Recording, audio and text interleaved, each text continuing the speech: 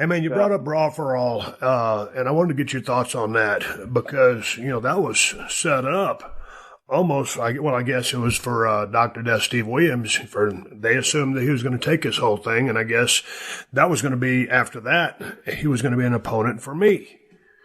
And yeah. So all of a sudden, the word comes down, and I barely remember this. So you take me through what your thoughts were when you heard about this, because I was on the inside, but I was looking in from the outside, thinking, okay, well, maybe I'm going to fight Dr. Death, or I'm going to work with Dr. Death after this, and boy, all of a sudden, It didn't go as planned. So when you guys, some of you guys that were used to duking it out, Bart, you, all those guys, what were you thinking? Well, I know I was riding with Bart at the time. Like you said, the whole thing was set up for Steve to come in because they didn't want to just all of a sudden put him with you and run a program. They wanted to bring him in, build him up, and the Brawl For All was a way to build him up to start working with you. And so they decided on this Brawl For All, I can't remember who came up with this crazy concept, but I wasn't even supposed to be in it. I wasn't even on their radar to be in it. That Tiger Ali Singh backed out of it, and he said he was going to beat everybody, but then when it came down to it, he backed out of it. And so Pritchard called me and asked me if I wanted to be in it, and so I was. So I got in it. And so when Blackman heard about it, he wanted in. So they put Steve in it, and actually I think Blackman probably would have won the whole thing, but he was taking this thing so seriously, and this is the mindset of Steve Blackman. He was taking this thing so seriously.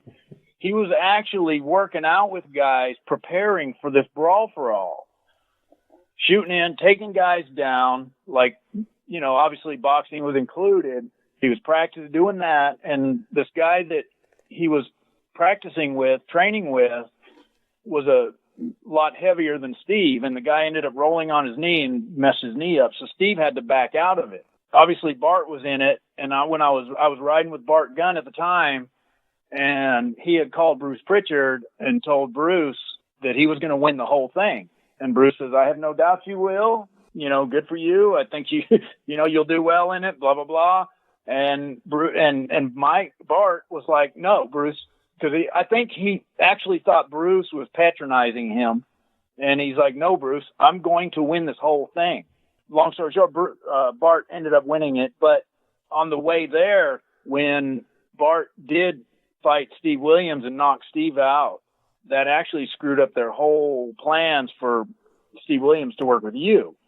And because they had no idea Bart was going to knock him out. And he was, and the thing is too, see, during that whole fight between Bart and Steve Williams, the scorecards were completely wrong because the boys knew that the fix was in on that deal. Yeah. Because if you go back and watch it, Bart actually took Steve down more than Steve took him down, and Bart outpunched him, but yet the scorecards had Steve Williams ahead. And like Bart said, if they would have just told me what the deal was, he would have had no problem putting Steve over, basically. And so, but Bart just went out there and did what Bart does, and Bart knocked him out and ended up screwing up their whole thing. And so, and that's how Bart ended up moving on. And obviously knocking out Godfather, knocking out Bradshaw, and making his way to the end. And but as far as Steve Williams, I mean, I was on JR's podcast about this whole thing because JR was saying that he didn't pay off Steve to win, and I was just going by what I heard Steve say. And Steve's not here to defend himself, so I'm not really going to talk about it because we already talked about it. Me and JR already discussed it. But it just screwed up their whole storyline as far as Steve working with you when Bart knocked Steve out. Because, their whole plan was for Steve Williams to win the whole thing. And they thought he was. And actually, the sad part about this whole thing is seeing somebody like Steve Williams get knocked out because of who he was, how big of a deal he was, and what a stud he was.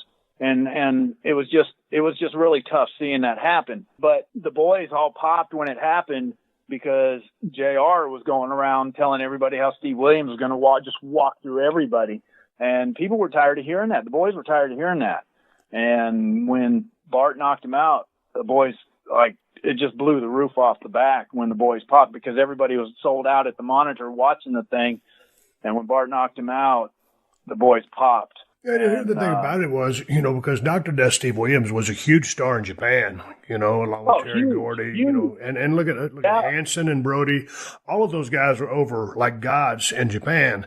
To bring Dr. Death Steve Williams over here, he's like, 4-time All-American at Oklahoma.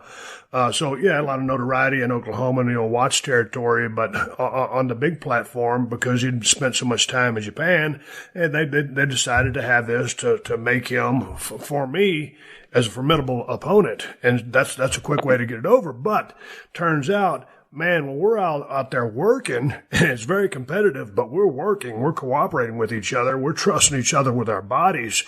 All of a sudden, you turn something into a shoot. And, man, every single time there was a fight, dude, every monitor was sold out because all the boys, you kind of knew how it was supposed to be skewed. But, dude, when you throw on a full-on shoot, and these are guys that, this is an opportunity. Right. On top of winning $100,000? Shit. Come on. It was great. Exactly. How can you – and see, that's the thing. It's like you cannot – plan for something like that to work out in your favor, because it's not. When you dangle $100,000 carrot in front of somebody, especially a bunch of hungry boys, it's not going to work out like you think it is. And it didn't. And unfortunately, it didn't. And and you really stop and think about it, because of who Steve was, like you said, an All-American football player. He's a big deal in Japan. And then all that gets just wiped clean from getting knocked out. It's like, it's all of his credibility almost went out the window in a sense. It didn't, but it did, if you know what I'm saying. Right. And it's like they're bringing in this guy that's supposed to be one of the baddest men on the planet, and then Bart knocks him out. It almost wipes out his whole credibility, even though anybody can get knocked out at any given second. And that's why you don't pit the boys against each other like that. It was a bad idea to start with. And it's like, and the thing is, it's like, if they wanted him to work with you, there's a whole bunch of different ways to get him there, instead of having to come in and just, and try to do a shoot fight for $100,000. And it's not going to work out. Not going to work out. There's so many different avenues to get him to where he needed to be to work with you than to do that. Did anything out of that surprise you, out of any of the matchups, any of the outcomes? Or did it surprise you that Bart was knocking everybody out other than yourself? Did you know what kind of fighter he was? Because I'd talked to Billy Gunn, because, man, we traveled a lot together. And then Bart would jump in there every now and then and stand at the kind of lodge and those old, Red Deer, Mulehead, whatever it's called, all those towns up there in Canada. Man, we were hanging around. I never knew that Bart was such a badass fighter. And Billy goes, "Oh no, dude." He goes, in Apopka, wherever it was he's from, or Titus, Florida, wherever it is. I can't remember, but he says, man, he goes, when Bart walks in the bar, he's the man. Yeah.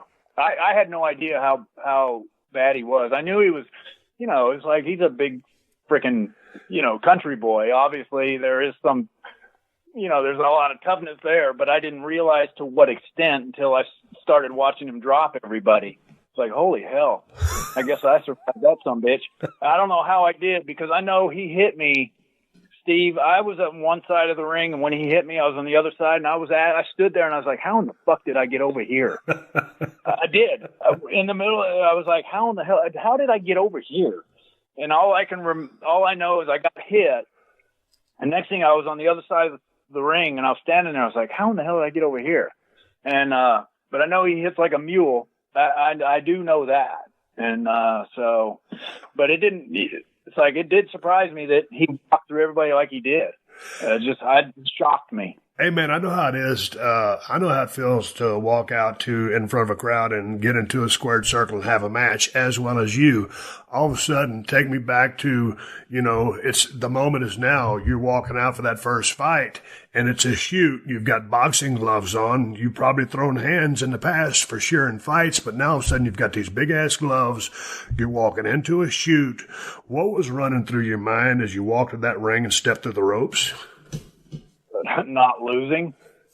That was what was going through my mind, is not losing and getting knocked out. But obviously, it was a damn sure different state of mind than going out there to put on a match. Oh, absolutely. the whole thing I was thinking is obviously I wanted to win, you know, but I had no idea.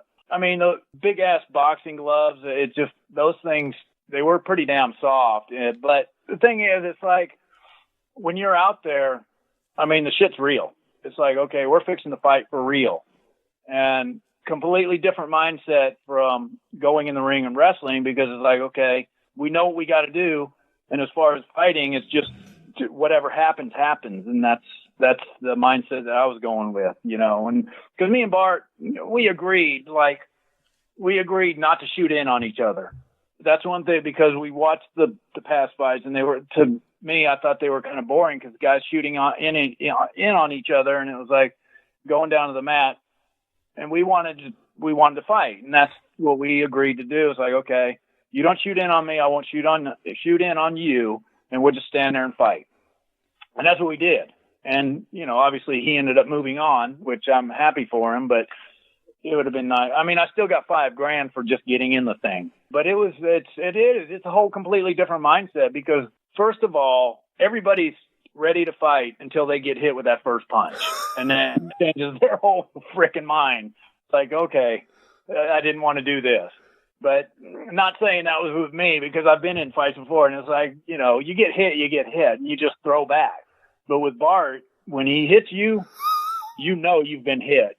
It's like, I might as well have got ran over by a fucking truck. And that's so. But I enjoyed it. It was fun.